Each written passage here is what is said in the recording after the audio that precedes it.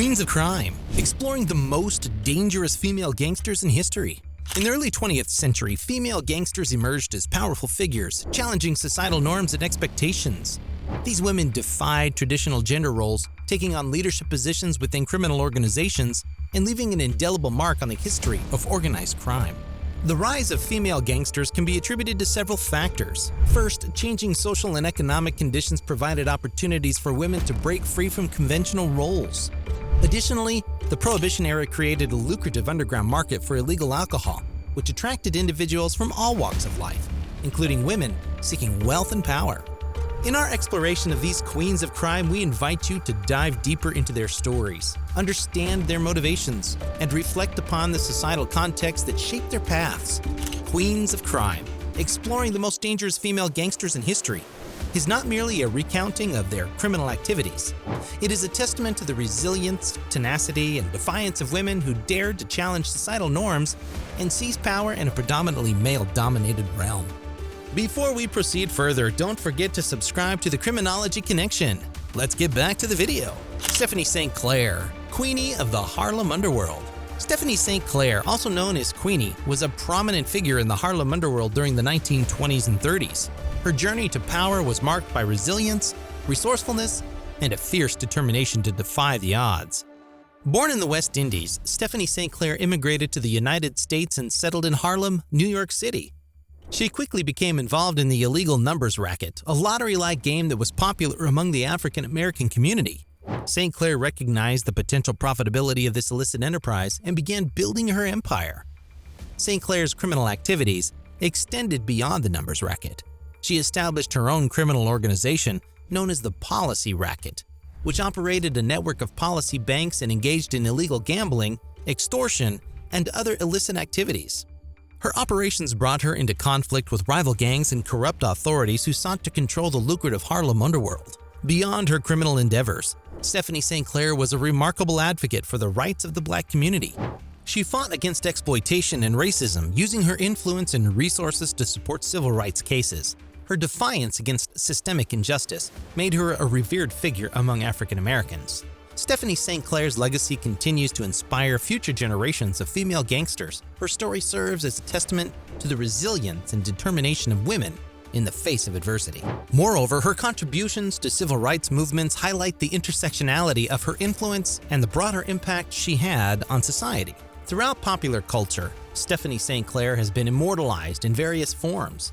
Books, films, and television shows have depicted her captivating story, ensuring that her role as Queenie of the Harlem Underworld remains an enduring part of criminal history.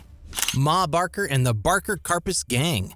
The name Ma Barker and her association with the Barker-Karpis Gang have become synonymous with ruthless criminality and the image of the matriarchal gangster figure. The Barker-Karpis Gang, led by Ma Barker and her son Fred Barker, was active during the early 1930s.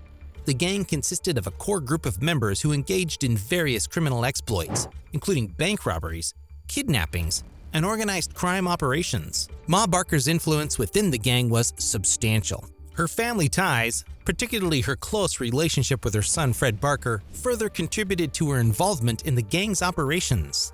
Ma Barker's depiction in popular culture has often been larger than life. She's been portrayed as a cunning, manipulative mastermind, exerting control over her criminal offspring. However, there is ongoing debate and speculation surrounding the extent of Ma Barker's actual involvement in criminal activities. Some argue that she was a willing participant, while others suggest that she was more of a passive bystander caught up in her son's criminal endeavors. Infamous events eventually led to the downfall of Ma Barker and the Barker-Karpis Gang. The Kansas City Massacre in 1933, a violent shootout between law enforcement and members of the gang, brought increased scrutiny and nationwide attention to their criminal activities.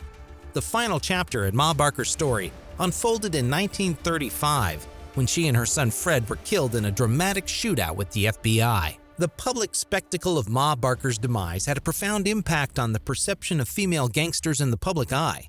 It reinforced the notion of women as dangerous criminals and contributed to the sensationalization of female involvement in organized crime. Virginia Hill and the Mob Connection.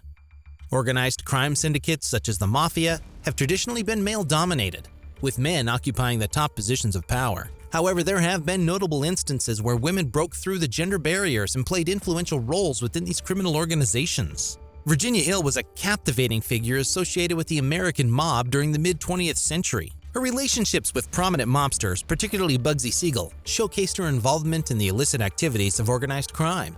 Hill's association with high-profile mobsters provided her with access to power and influence. Her relationship with Bugsy Siegel, one of the most infamous gangsters of the era, solidified her position within the criminal underworld. Hill played a significant role in the illegal gambling operations that Siegel orchestrated in Las Vegas, acting as a trusted confidant and financial advisor. In addition to her role in gambling operations, Virginia Hill played a crucial part in the transportation of illegal goods and money laundering.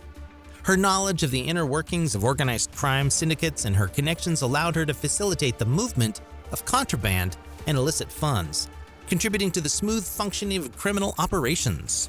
The impact of Virginia Hill's involvement in organized crime syndicates extended beyond her immediate activities. Her connections and influence influenced the operations of the mafia and other criminal organizations. Her involvement exemplifies the significance of female gangsters in maintaining the infrastructure and financial aspects of these illicit enterprises. However, Virginia Hill's story also contains controversial elements and lingering mysteries. In 1951, she testified in front of the Kefauver Committee, which investigated organized crime in the United States. Her testimony and subsequent exile to Europe. In 1966, she was found dead in her home in Austria, reportedly from an overdose of sleeping pills, remain subjects of speculation and debate. Virginia Hill's life and connection to the mob provide valuable insights into the experiences of female gangsters within the male-dominated world of organized crime, power dynamics, and the complexities of navigating relationships within criminal syndicates. Examining the controversy surrounding her legacy allows us to further understand the challenges and enigmas associated with the mafia matriarchs. Griselda Blanco, the cocaine godmother. Griselda Blanco, known as the Cocaine Godmother, was a notorious figure in the modern era of organized crime. Her rise to power in the drug trade and the ruthlessness with which she operated solidified her place as one of the most influential female gangsters in recent history. Blanco's involvement in the drug trade began in the 1970s, primarily through her association with the infamous Medellin cartel led by Pablo Escobar. She played a significant role in establishing and expanding the cartel's operations, particularly in the United States. With her strategic vision and business acumen, she gained control over the lucrative Miami drug market, effectively dominating the cocaine trade. Blanco's methods were characterized by extreme violence and a willingness to eliminate rivals. She formed strategic alliances with other criminal organizations, including hitmen and enforcers, to protect her interests and expand her criminal empire. Her reputation for ruthlessness and her involvement in high-profile assassinations solidified her position as a feared and influential figure within the criminal underworld. In addition to her violent tactics, Blanco was known for her innovations in drug trafficking operations. She revolutionized the smuggling process by utilizing creative methods such as hiding drugs in hidden compartments of cars and even employing pregnant women as drug mules to avoid suspicion. However, Blanco's criminal reign eventually came to an end. She was arrested in 1985 and faced charges related to drug trafficking and murder. Her cooperation led to reduced charges and a reduced prison sentence. Blanco's legacy extends beyond her criminal activities. Her story and persona have had a significant cultural impact, inspiring numerous depictions in books, films, and television shows, further solidifying her status as a legendary figure in the realm of female gangsters. Griselda Blanco's life exemplifies the complexities and contradictions of contemporary female gangsters. By exploring her story, we gain insights into the challenges faced by women seeking power and influence within criminal enterprises, and the lasting cultural impact of their actions. In the ever-evolving landscape of criminal activities, new names emerge as rising stars in the world of female gangsters, and their significance within contemporary organized crime. While some female gangsters receive extensive media coverage, those individuals operating within different criminal networks and regions contribute to the diverse landscape of contemporary organized crime. Highlighting these lesser-known cases allows for a broader examination of the methods. It is through understanding the experiences and dynamics of these individuals that we can gain insights into the changing gender dynamics within organized crime. We hope that our exploration of these formidable queens of crime has shed light on the complexities, challenges, and enduring impact of female gangsters in history. As we continue to investigate the evolving dynamics of organized crime, In light of these stories and the changing landscape of criminal activities, how do you perceive the role and influence of women within contemporary organized crime?